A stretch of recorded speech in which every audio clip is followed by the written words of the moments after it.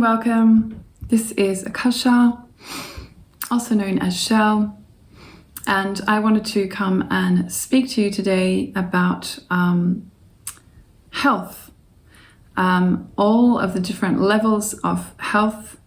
So that is physical health, mental health, emotional health, spiritual health, material health, relational health, financial health.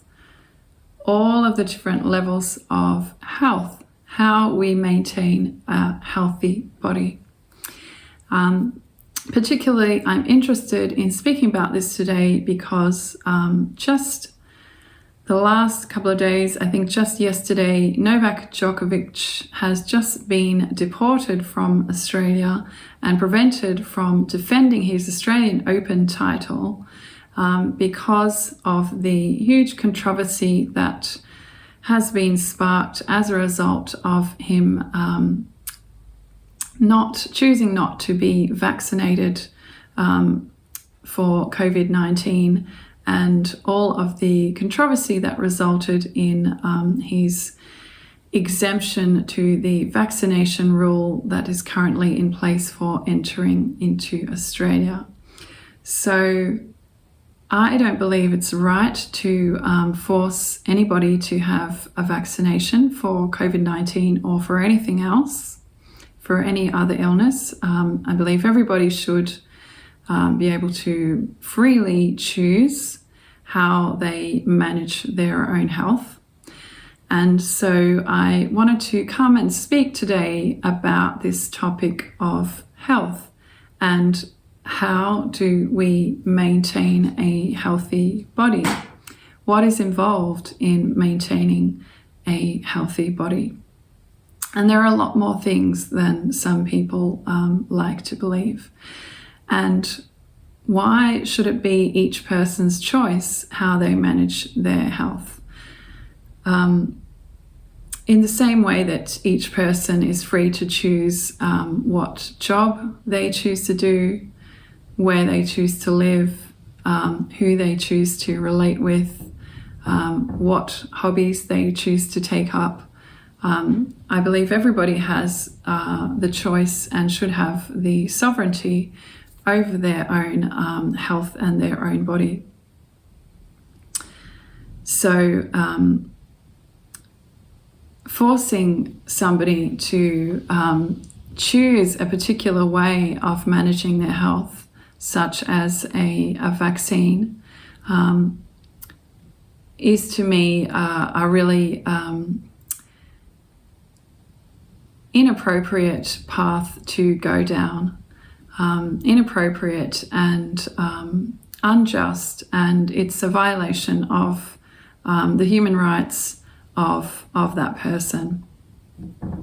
So I think it's also a violation of Novak Djokovic's human rights to not allow him to enter and stay in Australia and defend his Australian Open title as a person who chooses to manage his health in a way which is different to perhaps the majority opinion currently around this COVID virus. So just wanted to start out before I talk about health is I wanted to speak about viruses.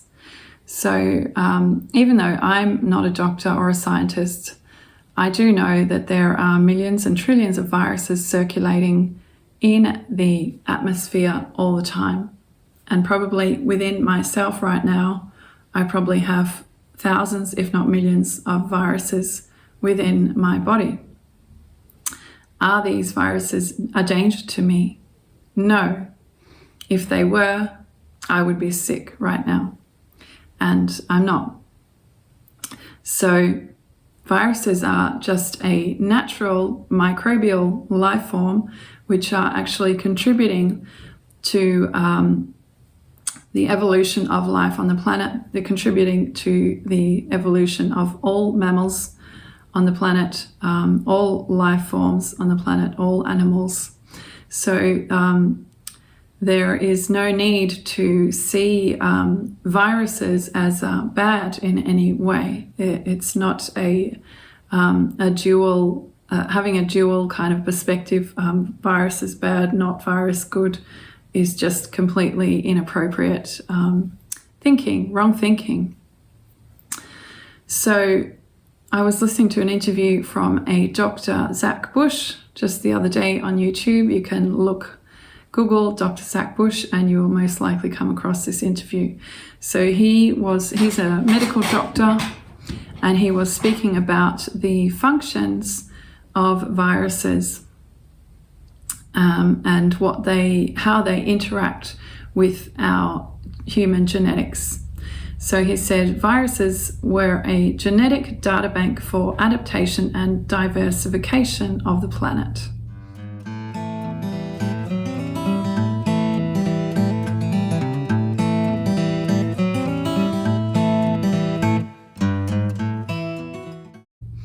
Viruses have never been against life. They are the genetic memory of our potential.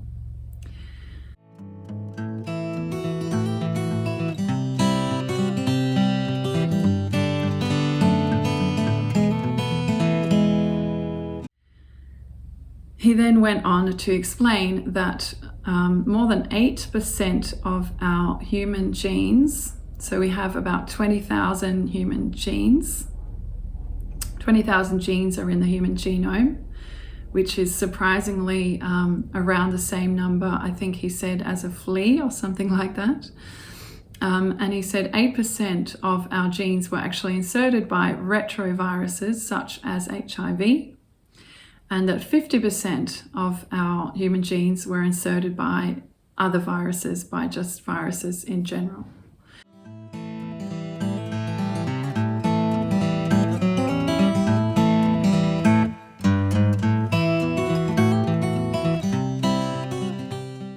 So 50% of our 20,000 human genes have been created or inserted by viruses. So just that fact, I think, can help you to stop being afraid of viruses, stop thinking that viruses are the enemy in some way of human life, because they're just not. They're actually the opposite. They're actually creating, they're part of the creation of our life and the evolution of us as living beings. So Zach Bush went on to say that when science comes and says that there is a new virus attacking us, you have to ask, is it really a virus attacking us, or is it a new vulnerability that we've created?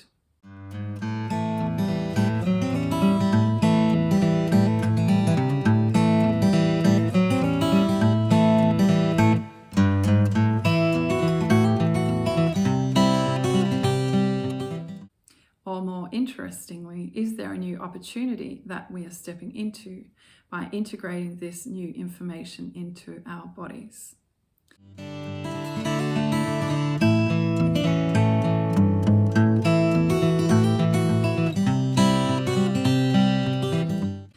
So, viruses are the genetic memory of our potential, he said. So I really think that's a very powerful statement to help us to understand from a doctor, from a scientist, that we can approach this question of the COVID virus and every other virus from a completely different standpoint, one in which we don't use the language of conflict in any way, or the language of war. The virus is not attacking us. It's not an enemy. The virus is actually, this virus and every virus is actually just a part of the creation of life, the constant creation of life on this planet. So we can let go of fear altogether of this COVID virus and of every other of the millions and trillions of viruses that are circulating at any time.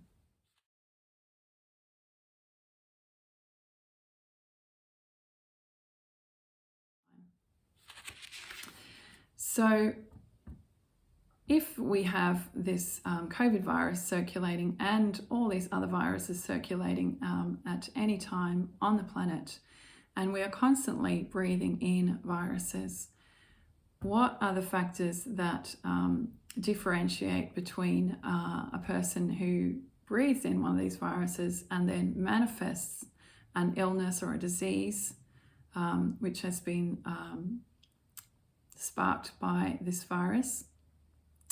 So an illness which has symptoms of this virus, or a person who breathes in the same virus and does not manifest any illness, does not manifest any disease.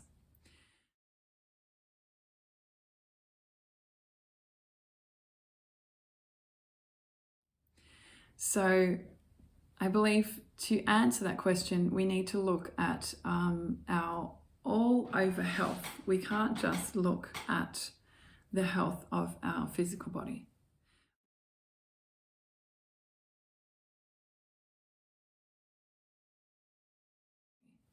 We have to look at our complete health as human beings. We have to look at our physical body, physical health. We have to look at our mental health. We have to look at our emotional health. We have to look at our spiritual health. We have to look at our relational health.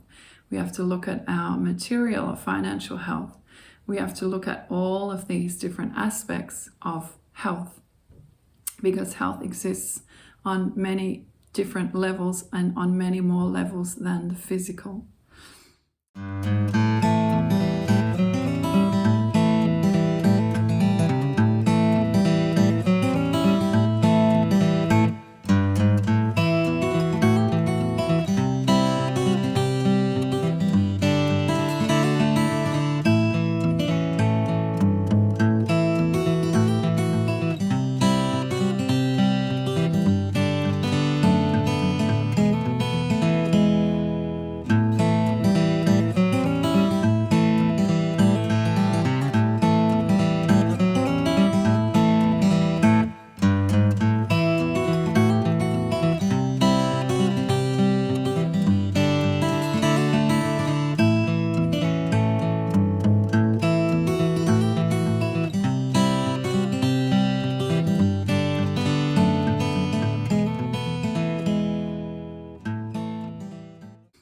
And in order to be a healthy person, we need to be looking after all of these different levels of our health: physical health, mental health, emotional health, psychic or spiritual health, material health, relational health. And I do believe that every illness that we do manifest, whether from a virus or from a bacteria or from something else, is actually a messenger for us. It actually has a message for us. And the message is always that we need to look at some different aspect of our life which needs to be recalibrated and rebalanced. And the illness is actually the doorway to looking at this message. It's the way that we receive that message.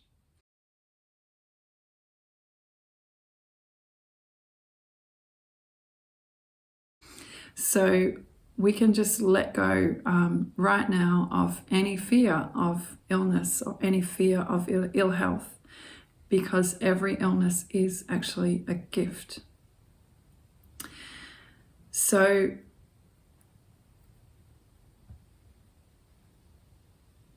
I wanted to just share with you a couple of examples of times in my life where I've gotten quite sick, and I have really understood that the message of the illness that I pertained, that I manifested at that time. And what I think also is that our lives are in constant movement. Our bodies are in constant movement. All of the atoms within our bodies and molecules are in constant movement. Our relationships are in constant movement. Our emotions are in constant movement. Our thoughts are in constant movement. Everything is moving all the time. This is the nature of life. Life is movement. So in order for this life to be healthy, everything needs to be moving in a balanced kind of a way. And we need to have balance in our life. We need to have equilibrium. We can't be only working all the time. We can't be only engaged in pleasure all the time. We can't be only sleeping all the time. We need to sleep and be awake, sleep and be awake. We need to eat the appropriate amount of food. If we eat too much, we become obese. If we don't eat, we become very thin. So it's a constant balance, game of constant equilibrium and balance. So I believe that every illness that comes in to our lives is a messenger letting us know where we're out of balance and telling us what we need to do in order to rebalance. So one example of this in my life was when I was 25. In 1999, I was working for a big media company here in Melbourne, Australia, The Age, who were developing the very first platforms of the Age Online, the website for their newspaper, and a whole host of other websites for their media that they produced. So I was working in a big team of people who were working really hard to deadlines. So programmers, editors, writers, designers, all working together to deadline, rolling out these brand new web platforms for this media organization. So we were working long hours, and often I didn't get home till 8, 9, 10 at night after 10 hours or 12-hour days. I wasn't eating very well. I wasn't exercising very much. I wasn't seeing many friends. My whole life was really just work, eat, sleep, work, eat, sleep. And one day I looked at my leg after about 4 weeks of this, and I noticed I had a really big cyst. So my leg was swollen out to about here, and I had this huge cyst, and I was just horrified because I just had not even noticed that I had this on my leg. I'd obviously forgotten to look at my leg for the last week or so.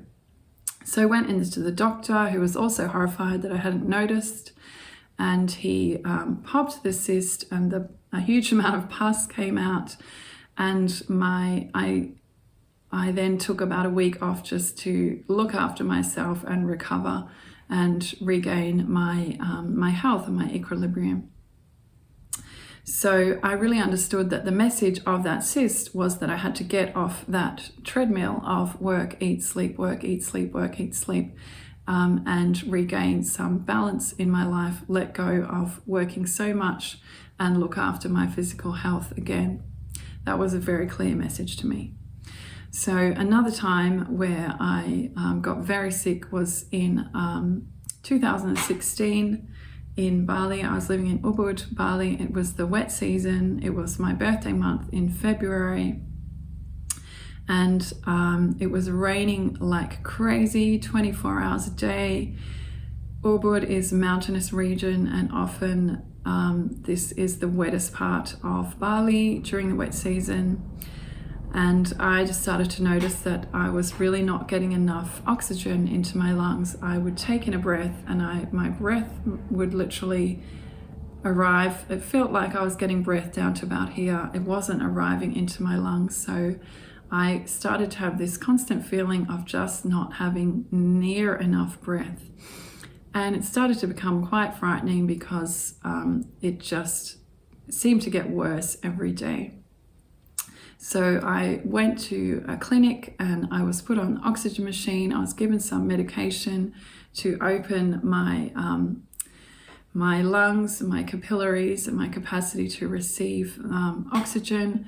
But still, I had really big trouble breathing, and I had to get picked up many times from my house just outside of Ubud. I had to be picked up by an ambulance in the early morning and taken down into the clinic to be put on this oxygen machine. So this was a really frightening experience for me, and it lasted about a month. So for about a month, I felt like I was walking on a knife edge between life and death. I did not know if I would make it through because the amount of air that I could get into my lungs was just so small. It literally felt like I was kind of asphyxiating every day. And my energy levels, as a result of not getting very much air into my lungs, were very, very low. And I was not even able to organize for myself to get out of the country, to get out of the rain. I just did not have the energy to face that, to think about it, to do anything about it. So I just kept going into the clinic, getting on the oxygen machine. And then finally I found a friend who lived in an aircon apartment, and I would stay at his place quite often because my place did not have any air conditioning, and it was really hard for me to breathe there. So during this month, which was a really frightening month, I started to really practice also some deep meditations, just asking what was the message of this illness. And I started to get a very clear message as I started recovering, maybe halfway through the month. I started just to really understand that the spiritual or the psychic message of this illness was literally that I was not expressing myself enough in my life. So it's quite interesting because that the physical manifestation of the illness was a struggling for breath, was literally on a knife edge between life and death, struggling for breath. And the psychic manifestation was that I needed to be much more of myself. I needed to express a lot more of who I was. So I just somehow understood that that was the message of this illness. It kind of came to me in a download, so to speak, over many days, that I needed to start to express myself in a much stronger, clearer, deeper way in order to continue living, in order to continue evolving on this path as a human being. So I had a desire all my life, but at that stage, the desire had been present for quite some years to really develop myself as an artist and a musician. But I had not yet manifested that dream because I hadn't really taken myself seriously enough to actually take myself seriously enough as an artist to actually take steps to make that part of my life manifest, to make that happen. So when I received this psychic message that I needed to express a lot more, I really understood that really self-expression for me at that time, it was a matter of life and death. I needed to bring out my self-expression more in order to stay here on earth. So as a result, I did choose at that time to really dedicate myself to my artistic practice. And finally, last year, aged 47, I brought out my very first album after working on it for quite some years. And I also have started painting, and I've brought out 2 calendars based on my paintings. So now that we are,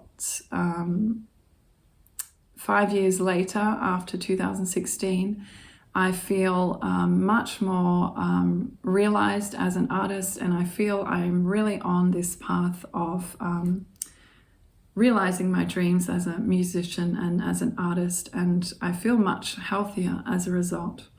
So that was my message from that period of really intense, month-long, really intense respiratory illness in Bali. And I believe that that illness manifested at that place in that time because I needed it. My spirit somehow needed a kick up the arse, if you like, a metaphoric kick up the arse for me to actually get moving on my dreams and actually make them happen, because they'd been on the to-do list for many years, but they hadn't been realized. So that was really my spiritual kick up the arse to, okay, you have to do it now. If you keep saying you're going to do it, you have to actually do it. And maybe if you don't do it, that might be the end of you. So I really got that message and I took action, and now I'm on this path of self-realization as an artist. So I wanted also just to share the amazing story of best-selling author Anita Moorjani with you, so you can read her story for yourself. It's written down in her book called Dying to Be Me.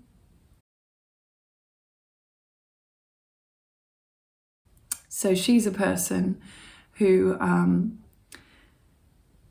got cancer, I think it was in her 40s, maybe in her late 40s or early 50s, but I believe in her late 40s.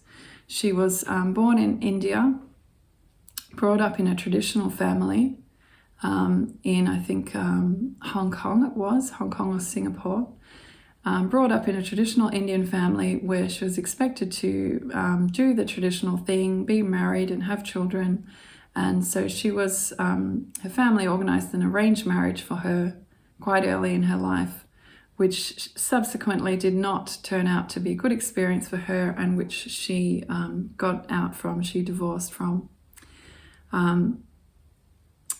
But years later, she got cancer, and over the course of 3 or 4 years, when the cancer developed in her, she started on a really deep journey of deep spiritual investigation.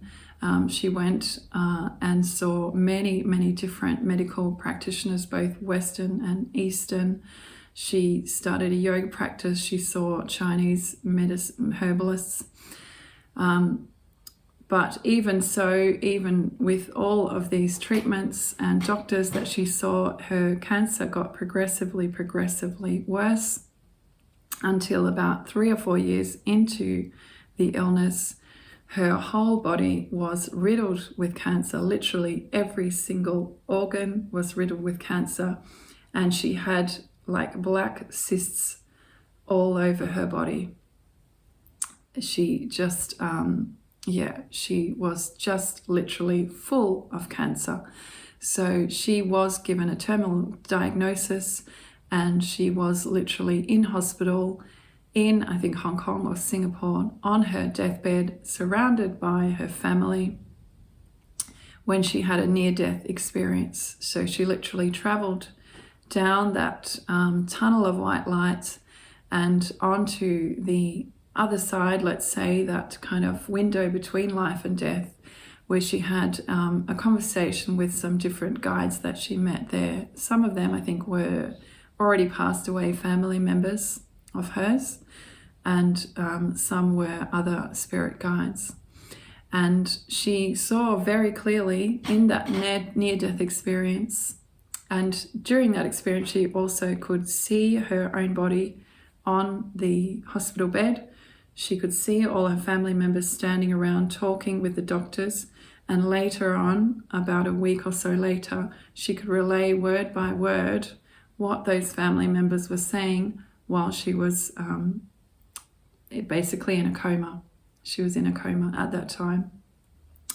So she understood in this near-death experience that she had a choice. She could die and leave her body at that stage, or she could make the choice to come back into her body. And she knew that if she made the choice to come back into her body and stay on earth, that she would recover quite quickly, because she understood why she was riddled with cancer, why it had got this bad. She understood that it was because she had been a people pleaser all her life, and she'd never really been who she really was. So she describes herself as having been like a doormat, existing for other people, not having a center of her own, not finding her own self-worth, literally just trying to please everybody around her, which is what she did when she entered into the arranged marriage that she didn't really want, instead of looking after herself. So it was like she completely lost herself in this process of being a people pleaser.